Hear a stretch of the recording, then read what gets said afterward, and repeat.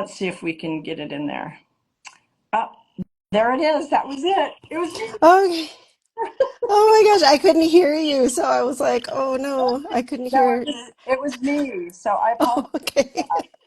Well, it was so background story here. We realized that because we're doing the split screen with the guests instead of how we've been doing it lately, we had to kind of rejigger things, and I completely forgot all the details I have to do. That was my fault. That's okay.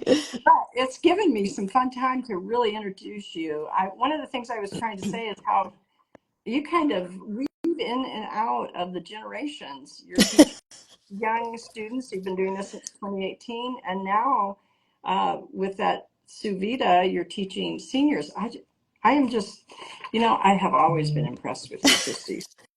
Well, thank you. Thank And you. well, And thanks I'm for the sorry. invitation. Yes, and you are welcome. But one final thing is you're also an active content creator sharing recipes and nutrition tips on your website, which I want to share with everybody that's joined us. We already have a great crowd. Uh, ChristyWilsonNutrition.com. Again, ChristyWilsonNutrition.com. Go there. You'll love it. There's a lot of great and interesting information. You're also on Instagram. Help me with my problems. Thank you. TikTok and YouTube. So, Christy, tell the story of how we met. Because, I believe it was over Twitter yep, many years ago. yep. And And then you hosted a farm tour several years later that you invited me to. So thank you very much. And it was a tour of local farms in the Buckeye area, which was wonderful. I think we went to Duncan Family Farms, and did we go to Dairy Farm and we went to a the farm and we, cattle farm? yep, yep. Yeah, I Yeah. remember that. It was so fun. But one of my favorite things about, and then we'd stay in touch over Twitter. And then I had a presentation that Dr. Burgess had invited me to, and I I on campus. yeah. And then you sent me a tweet and you said, "Great job, Jules." And oh my gosh, are you online? Or she goes, "No." And you proceeded to say, "No, I'm here." And I go, "Oh my gosh, there I Like, was." look down the row. Yeah, and look down the road, and there you were. So we are proof of the pudding that social media can connect us, not only online but in person. And I think Yes. this has begun a great friendship and a great advocacy on your part as a nutrition for our farmers and ranchers. And that's another thing that I want to start adding to your bio is Christy Wilson loves our Arizona farmers and Yes. ranchers.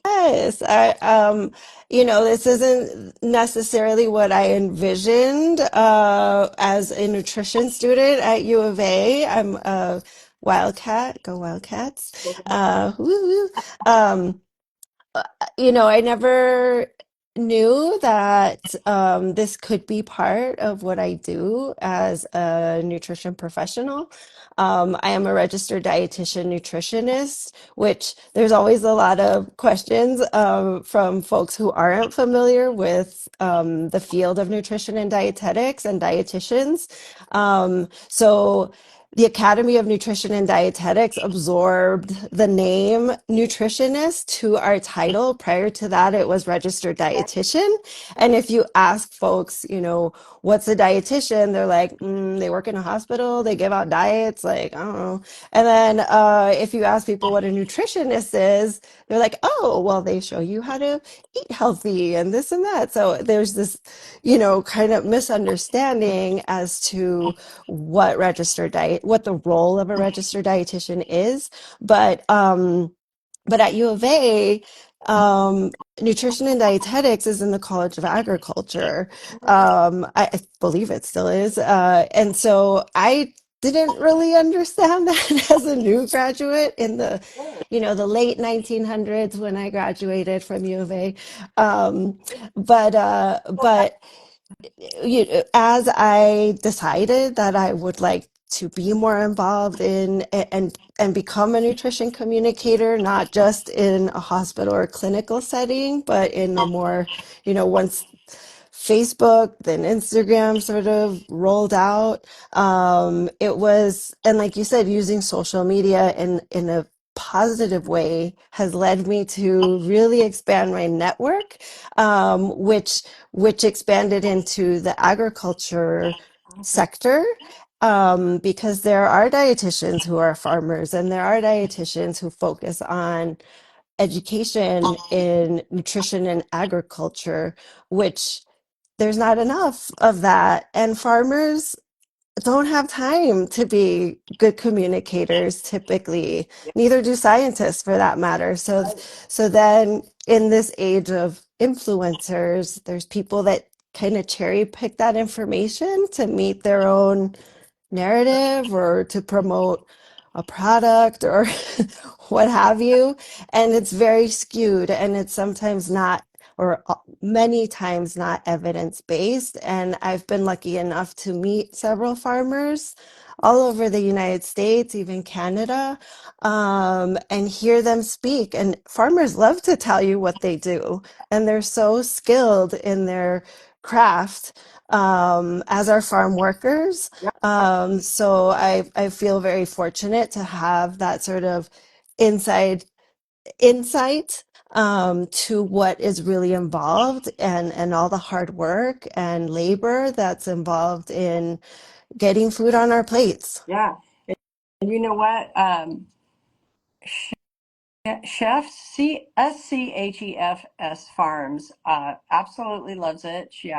They absolutely agree with you, 100% believe in this. And then also, by the way, your photographer friend who took some of your latest profile pictures. Jackie, hi Yeah, Jackie. Jackie. So Jackie, um, for coming on. So I love your passion about this, and I just realized if I had my phone on mute, I, my listeners may not have heard your entire introduction, so I apologize that. But in some, Christy Wilson is amazing, and she teaches all the way from kids to seniors, and she crosses that generational. Sometimes it's barrier, but for you, it's not at all. I can tell. No, I've started my new role in September, and Awesome. yeah, it's nice. I really love. I think teaching is in my DNA. That I come from a long line of teachers, in my immediate family, my extended family. So I've always viewed my job as a dietitian, not only as a communicator of health and wellness, but also a teacher. And so I think when we, see our role that way as a teacher, as an educator, then you become a much better listener. You become a much better, educator, because you personalize that information to whoever's standing right in front of you or in the screen, whoever's in the screen. And you have two kids, right? Now, are you almost an empty nester because they both I, yeah. growing? So my son is a senior at U of A, studying engineering, and my daughter is starting at NAU Oh, in wow. the fall. So you're going to have a split house there. But hey, as long as it's an Arizona school, it works. And you have to give me a special message to your daughter. I love her fashion. I love her style. She's absolutely a doll. She's I, gorgeous. I said she has more style than I will ever have. I ask her now, I was like, "Hey, was this a good conference Yeah, outfit?" yeah. Give me some. So let's launch into some of these questions. How did your all foods fit philosophy develop? And how do you help clients or students, again, that whole generational Mhm. range, overcome restrictive mindsets about food? Yeah, having worked with just across the age span, there's a lot of people with very restrictive mindsets when it comes to eating, whether that started as, I mean, it starts especially in young girls at such a young age. And then also, the household environment and the communication that goes on at home, during those formative years can really shape people's attitudes towards foods, their um yeah, their habits, eating habits, and having a very restrictive mindset is not the best approach to eating. I mean, eating is social, it's cultural, it's just so important. Besides just for wellness, we don't eat calories, we don't eat nutrients, we eat food. Right. Um, and so learning about nutrition at a university level, I knew that the foods that I grew up eating were not on this like USDA guideline of what we're learning about. A Mediterranean diet was as diverse as it got, and Okay. it's like we don't eat Mediterranean diet in Nogales, Arizona. I'm sorry. Yeah.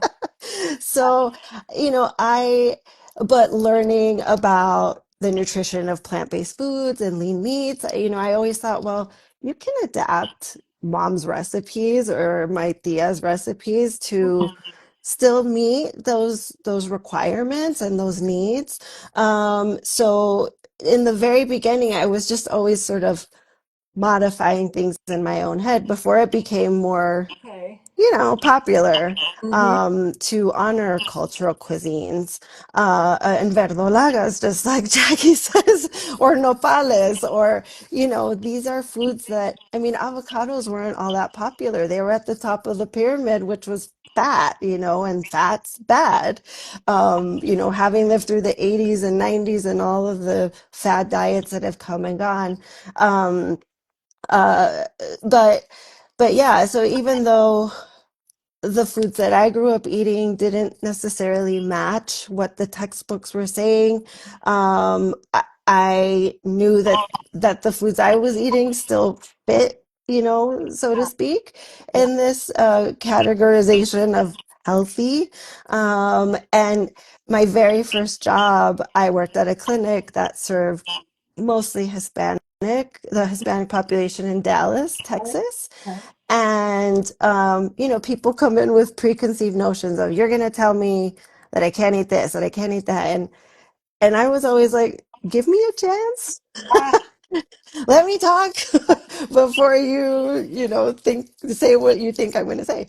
Um, but yeah, so I'm always like meet people where they're at and then try and make modifications from there. And my job is to meet people in the middle somewhere. I'm not about extremes.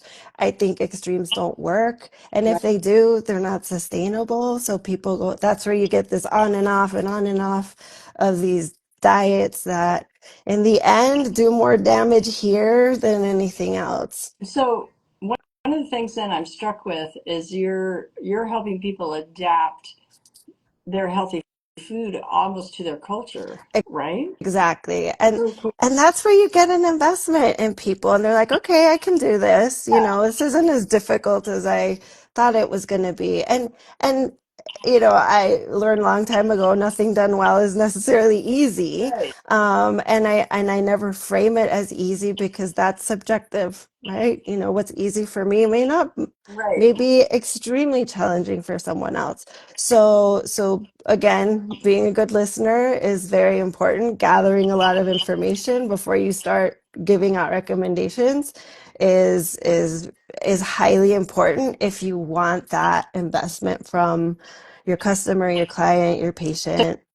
So you listen to them first, find out what their typical diet is in a given day. Absolutely. That is so cool. You know what? One of my favorite movies is, speaking of food, because it was centered around food. The only thing I would criticize, I wish they were eating that wonderful food more because they were sometimes having these dramatic conversations. But tortilla soup, Oh I yeah. never wanted. Yeah, there's also like water for chocolate is very, very food themed. Yeah. So, what strategies then do you use to make this nutrition advice culturally relevant and accessible, especially for the diverse communities? hmm Well, strategies again, it boils down to listening and also knowing your audience. If Yeah, it's a class setting, like I'm not going to be talking about organic farming to a room full of first graders, like you have to bring it down to whatever that audience's knowledge bases, what their interests are. Um, so I think that's really important is making that information relevant. And I tell dietetic interns because I am a preceptor for, or I have been a preceptor for different internship programs. So I'm always telling new dietitians, like, make the information mean something to the person you're talking to or the group that you're talking to. Otherwise, it's like, eh, or talking above people's heads, like that doesn't work. It's like in one ear and out the other. Yeah. So to me, it's listening, making the information then that you divulge meaningful and helping them adapt so that Yeah. they maximize culturally on the foods that they normally eat. And, but like, sometimes it might be as simple as a portion size. I am the worst. I am a, Yeah, so yeah. say I eat like a pig, but I am a robust eater. Well, you So don't want to get overly hungry. That's the other thing. That okay, can build up. that's a piece of advice that's so cool. So what inspired then the Fiesta Flavors program? So Fiesta Flavors is a nutrition lesson that I created when my kids were little, and we just talked about they're not little anymore. They're out the door because they've graduated and college bound and almost college graduate. But when my kids were in elementary school, I always like, well, March is National Nutrition Month. It's just a PSA for everyone. March is National Nutrition Month. And during National Nutrition Month, I was thinking, like, it'd be fun to do something in the kids' classrooms. So I just sort of over the years just kind of adapted it little by little into just something fun, a fun way to learn about nutrition, because I think we all know nutrition education is not a big priority. With all the pressures that teachers have, like, nutrition education is really not a part of the curriculum. And if it is, it's like a day or something. Yeah.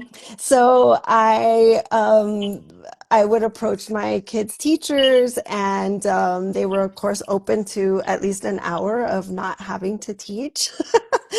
So they let me take over the classroom, and I sort of over the years have modified it to include just like 10-15 minutes of information. Like, do you know what a dietitian is? Have you ever heard of what a dietitian is? And it's really interesting to get kids I opinions on what they think a dietitian is or a nutritionist. And sometimes kids don't always have a filter, so they kind of are divulging all sorts of personal family information. But so it's like an information section, and then I bring in like props. I bring in like sugar packets and just like guess how much, sugar is in this, 20 some ounce drink.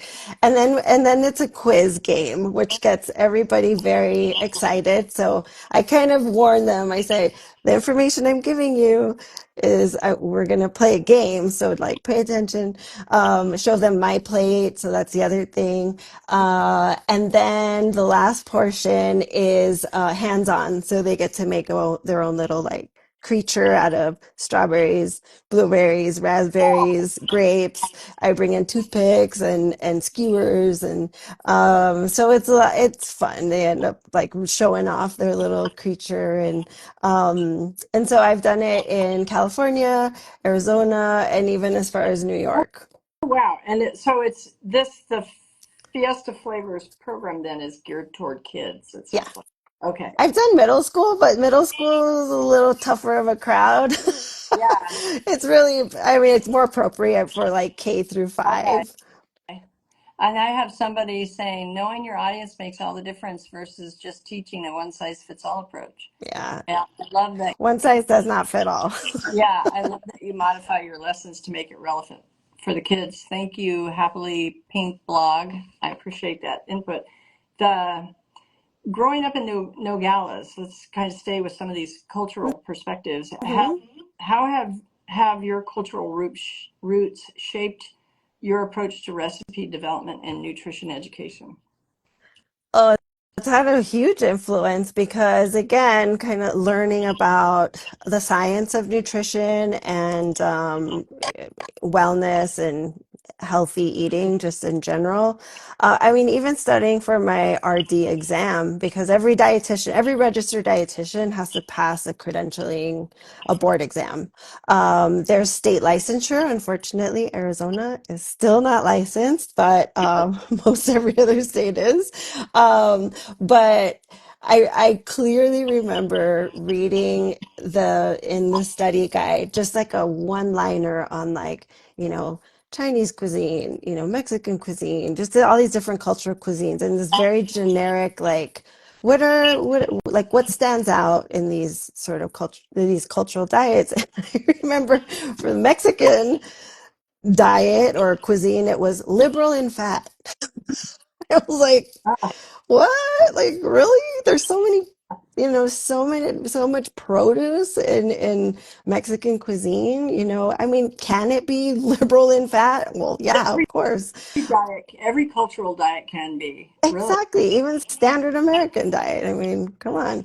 Um, but, you know, in general, not only Mexican cuisine, but just in general, cultural cuisines had not been shed the most positive light. But And that was always my mission, especially once I was started becoming more active on social media, is like our cultural foods are colorful, they're nutritious, they're beautiful, they're flavorful, wonderful. and so that was always my um like from my lens, it was make this food as luscious and beautiful, healthy foods as, the Carl's Jr. burger that is just like dripping down people's faces. Like I can make Mexican food I look just as delicious as that and beautiful as that. so you incorporated that. Yeah, it's crazy. And really, the more that science-based research has found, the a lot of these, you know, the animal fats, your protein-based fats, they're actually more healthy for us than what we realize. Well, there's a lot of controversy on, the health benefit of these animal-based fats. It depends. In general, though, I mean, I'm always kind of coming from the perspective of heart healthy because it kind of covers, diabetes prevention, heart disease prevention, cancer prevention, more of a plant forward approach, is always where I'm coming from. And, if people want to go vegan, vegetarian, fine. Just make sure that you are incorporating that variety that's still going to give you balanced nutrition. But a lot of times, even patients are surprised. They're like, "Oh, you're not vegetarian? I thought you were a vegetarian. You're a dietitian." It's like, I practically eat everything. So yeah. I mean, I eat pork, I eat beef, I eat, of course, chicken, turkey, fish, eggs, cheese. I don't really discriminate. Lamb, I was like eating more lamb. I did a little work with the lamb group. So just kind of introducing me to that a lot of people eat lamb. Like I wasn't aware of that. So I'm always learning and modifying my information and recommendations based on what I learned from farmers, scientists, and what research is saying. So evidence-based nutrition is really important now more than ever. Yeah, Lily Valley Farm joined us, FYI. I have to ask you this question then. Do you feel and I know it's hard in college, so Yeah. you got to give us some grace when we're going to college. Because we always feel like we're on the run and we got to eat fast and stuff like that. But do you feel like you've embedded in your two kids some of these nutritional values and then also culturally help them Yeah. rejoice in their culture? Yeah. Working at the university, the main clientele and the reason for referrals to our services was for disordered eating. and that's until I started that job. I mean, I was told that that was a lot of the patients that we saw. But over the years working at Campus Health, I learned that, just the influence of parents and, older, people that have any influence on your life, um, up until that college age. I mean, that little things can make a huge difference in people's attitudes and behaviors, eating behaviors. So I always had that in mind, as my kids were growing up. Like, I'm not coming from a I don't come from a, food restrictive household. Like, I don't want my kids growing up in that kind of environment. Things that I say, or even like whether it's about my body or about what I'm eating or body size, like there's no reason to comment on body size ever, really, Yeah, because then that also stays in their minds. So my kids would see me cooking. I enjoy cooking. So, I can't say I cook every single day, every single meal, but the variety on their plates, I had control over. So vegetables were always on there. Fruit was always, part of a meal or a snack. And just kind of gentle right. guidance, because you want kids to have that open mind when it comes to the foods at home or trying foods, and I'd always ask them, like, do you want to try this? Or they'd see me eating something, like, do you want to bite? No pressure, Right. because then that's negative energy right there. Hmm. But Yeah, also, like, I would have candy. I mean, it's not like I like candy, so like I'm not you're not gonna not have that at home. I like ice cream. Like, it's okay to have some now and then. gonna. Um, go ice cream. Yeah. So, are there specific dishes or ingredients from your heritage that you love incorporating into your work? Yes. I always find that people are most unfamiliar, just like not so much Arizona necessarily, but like when I go, if I'm involved in some events that have like a cooking element to them. Culinary nutrition is something just I love. Incorporating that nutrition in a food setting, a culinary setting, is like one of my favorite things. But nopales are not very, they're more of a regional Now, tell me, food. because what is a lopades? Nopales are it's cactus. Oh, awesome. Yeah, Okay. yeah. So you can get that fresh, you can get it jarred, not everywhere, but you definitely can get jarred cactus here. Jicama, I think, is also rather Yep. unfamiliar to folks, kind of outside of our little desert bubble here. So, it's not very pretty either out on the grocery store shelf. So people are like, what is this like bulbous, you know, thing, brown? No. Root vegetable. Yeah. But jicama is like super fresh. Yeah. It's crisp. It's like slightly sweet. You can put lime and, Very tahini different. on it. It's I love delicious. it. Of course, and cilantro and lime. I mean, Oh yeah. I, uh, I feel bad for people that can't tolerate cilantro, and there's a lot of people out there that can't. but it's wonderful. Oh my gosh. We used Yeah. to take when I was lifeguarding. This was when I was in college. This is like the lazy, simple way to do it. You'd buy it. We'd stick it in the refrigerator until it's chilled, literally at our life in our little lifeguard thing because they had a refrigerator for us. And then we'd cut it all up. Get the skin layer off and cut it all up in chunks and just like eat it, like Hmm. because it was so refreshing and it stayed cool. It was and I noticed too, when I was doing research on your background, that one of your favorite items is tortillas. So Oh, absolutely. yeah, you do everything with Yeah, absolutely. And so, like, speaking of cultural cuisine, like, I've talked to so many patients over the years where their doctor told them, don't eat rice, don't eat tortillas, don't eat, pasta, and even fruit, for folks with diabetes. And that's such a miss.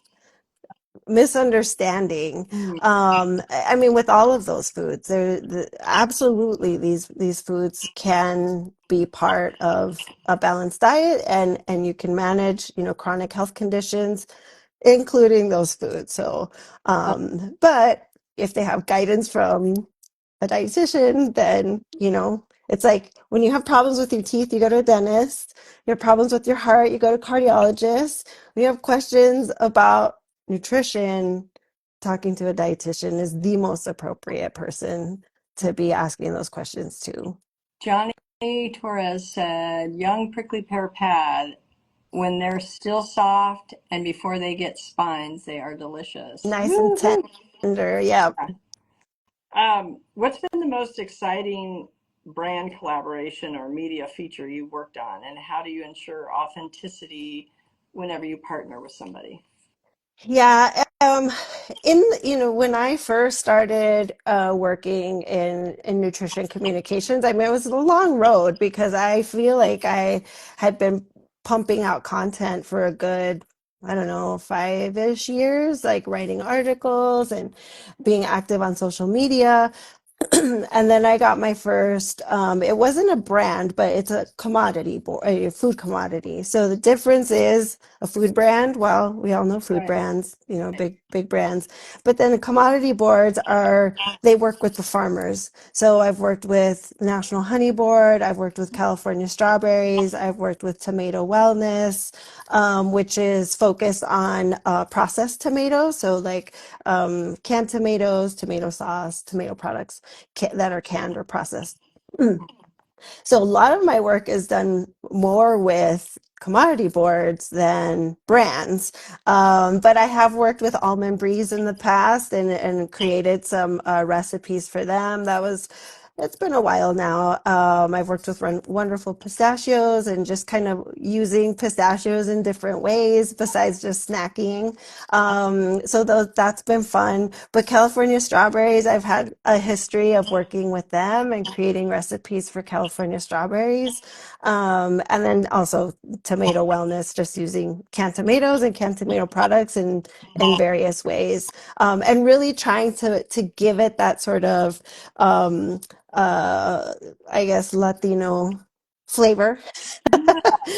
So, and I love that. I love that creative part, just not just with content creation, but with recipe creation. It's like, how can I make this recipe, again, beautiful, flavorful, and nutritious, which isn't always easy, but I do my best. Yeah, the authenticity though that I think is coming from how you're describing that is, and especially working with these commodity groups, Mhm. the authenticity and the application, the art and science of cooking, and you're making Yeah. it. And it's hard sometimes. I mean, especially in the beginning, it was difficult to say no to offers because you want to get your name out there, but you really have to check in with your ethics. Like, does this brand or does this product, Yeah, do I use it first of all? Because if I use it, then that's a no-brainer. Um, Also the ethics of the company, yeah. and so some things I have turned down, and it's not easy. No, I know. I can imagine. Especially after COVID, where a lot of these like budgets evaporated, and so nobody was hiring content creators at all, or they were going for like celebrities. And obviously, because they have big followings, I don't have a huge following. I'm a micro influencer on I the scale of influencers. I'm like, I have to kind of low. know that I think micro influencers can have ultimately a greater impact in many I ways think because so, maybe too. sometimes you can be more personal. You are Mhm. personal, and everything multiplies.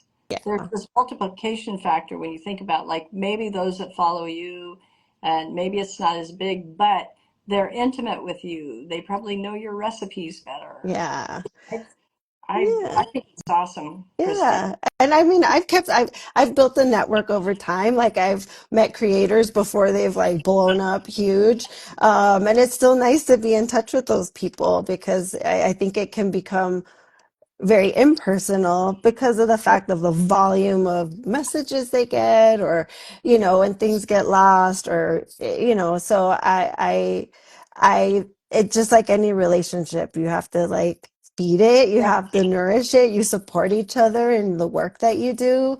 It's always great to have those relationships because when you have questions, like you need somebody that has been there or has that experience.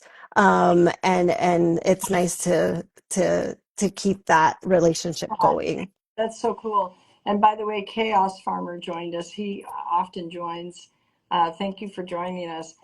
Walk us through your process for creating recipe, because you kind of, this is you. This is your sweet spot.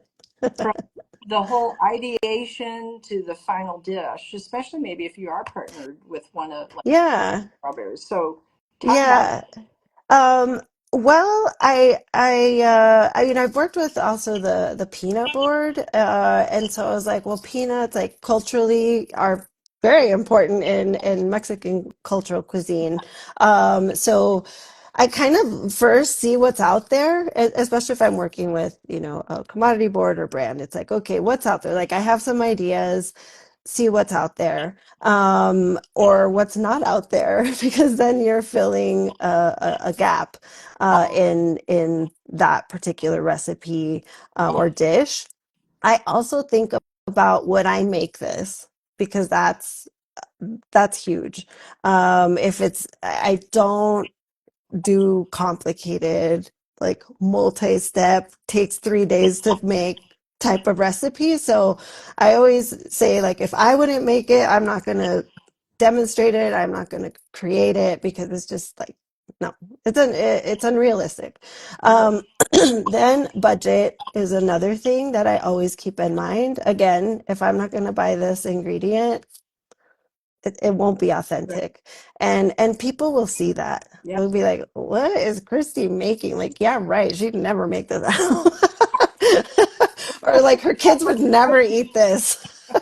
Yeah. So yeah, it's just sort of, those are sort of the three main things is that I keep in mind. It's ease, what's already out there, and maybe I can make like a healthy twist to it, or just some, or again, adding in those like Mexican Latino flavors that I love, and I know my community does, and budget for sure. I'm going to have to try more of your recipes. Pink blog says something that I always enjoy about your content is how you make healthy recipes accessible to everyone. Yeah. Woohoo!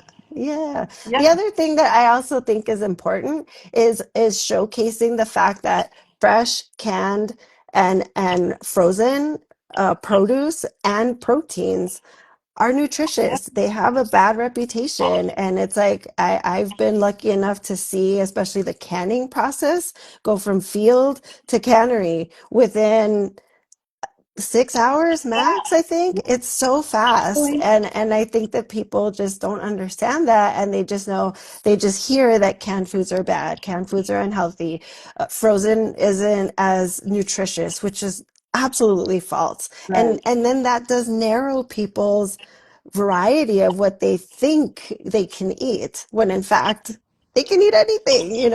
It's that balance and variety that's really important. And then when it's fresh, focusing on seasonal produce, and your fill the plate Yes. guides.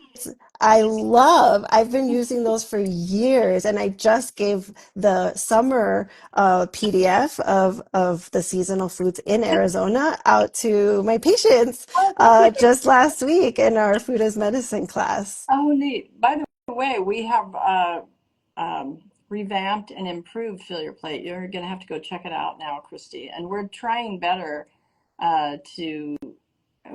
better to model you.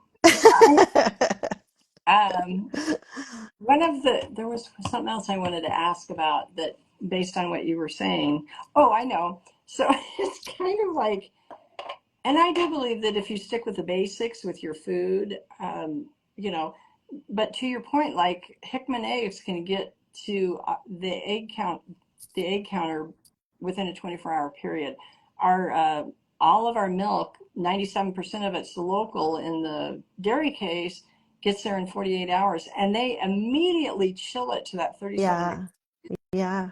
the tankers are chilled. Each tanker is tested so there's no antibiotic. And the farmers know this, so they are not going to risk that because they have to pay for that. They get Mm. fined if that were to ever happen. It doesn't Mm-hmm. happen because of state and federal laws. Yeah. So immediately test the tanker and the whole system. So, but it's almost like we all have to be, and I don't want to because I work hard enough as it is.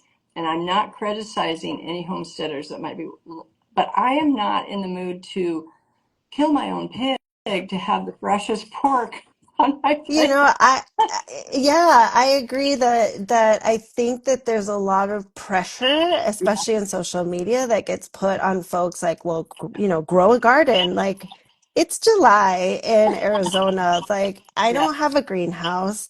I barely have a green thumb. Like, this is as good as it kind of gets. I'm a farm girl. Like, My okay, farm's not that great. yeah, like I think there's all this especially if people get down the dark, deep rabbit hole Yeah, of like health and wellness. And, there's all these people with a lot of big audiences, unfortunately, sometimes, yeah, and loud voices, and they get a lot of attention and they spread a lot of misinformation for one thing, especially about nutrition, food and nutrition and agriculture. Um, and there's all this like, if you're eating this, this is toxic. And if you're eating this, and if you're eating conventional produce, it's like, do you understand like the rules that are involved in yeah, farming, like and food production? Like there's so many regulations and hoops, but important ones that farmers have to go through right. so that they can grow their crops and raise the animals in a safe way. And I just get so fired up when people are just criticizing the practice of conventional or organic farming, but especially conventional. We need, That nutrition quality is not very different, yeah, but it is a bigger demand on the farmer, and the practices and the types of chemicals that they use, and that gets, the customer pays for that higher price at the grocery store. And if you can afford it and that's your choice, wonderful. yeah, Otherwise, you don't have to break the bank to eat a well-balanced right. diet and make healthy meals for yourself. So I'm a big advocate of that, and that yes, as generic as it sounds, yes, all foods can fit within reason. That's obvious. But if people were able to visit a farm and talk to a farmer, I think they'd change their opinions, because there's just a lot of loud mouths that get a lot of attention and cause people a lot more stress around eating than is necessary. Yeah. Truth and wisdom well spoken, which is a perfect segue for this, close to the last question. What's next for Christy Wilson Nutrition, and are there new product projects or initiatives you're excited about, or is this truth and food, is that your passion now? Or so Well, I mean, I feel like this year that's been a big focus of mine, because it's been so frustrating to just try and be this like canary in the coal mine, like, no, you don't have to be afraid of food. Um, yeah, that's been, I just feel like I've always loved myth busting when it comes to food and wellness and nutrition. But it feels like we're just inundated with it right now. So it's kind of hard to feel very creative um, right now, and to be like, you can make this meal. But during COVID, I had these like 15-minute meals that I have on my highlights in Instagram. But yeah, so it's been a little quieter with the recipe creation this year. hmm, I should get back to it and just like isolate myself in the kitchen. which I don't mind. Like, I don't mind. But I'm teaching a lot more classes at work. And so that sort of fills me up and fills my heart, and I love doing that. But yeah, I think I'll be going to a nutrition conference here soon, so that's always inspiring and seeing what other dietitians and creators are doing. But yeah, nothing in the immediate sense. You had asked me over email about a cookbook, which I was very excited about, and it's still like in the back burner here.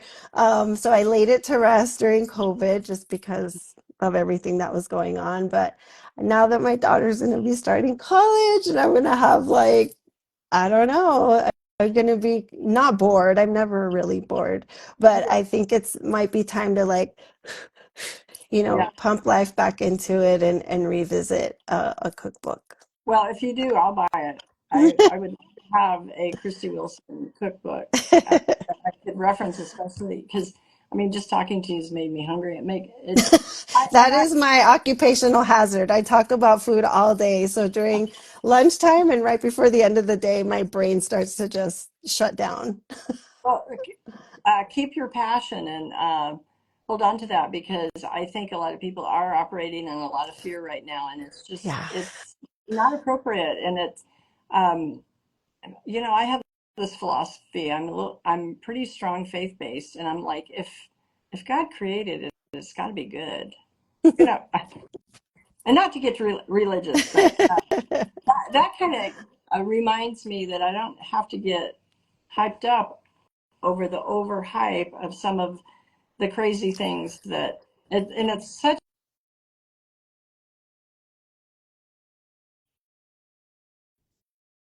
you're overwhelmed about as nutritionists, especially Yeah.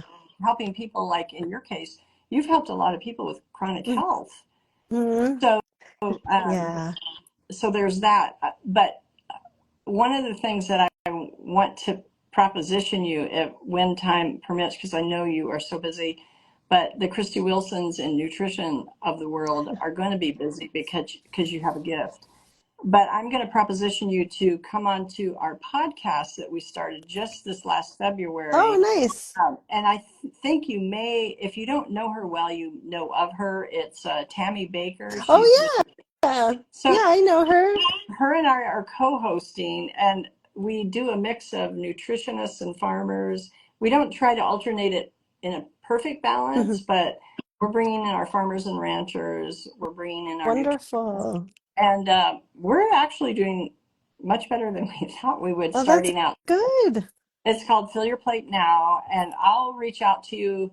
Okay. We work in a studio, so they give us taping dates. I'll send you the list of taping dates that aren't filled yet, and then just pick one if you think it works. But Christy, you're gifted. You're just beautiful in heart and soul and mind, and uh, Thank you. outwardly, and you just be proud of what you do. And you raised two amazing kids, so Thank that's proof of the pudding. you. So let's stay in touch.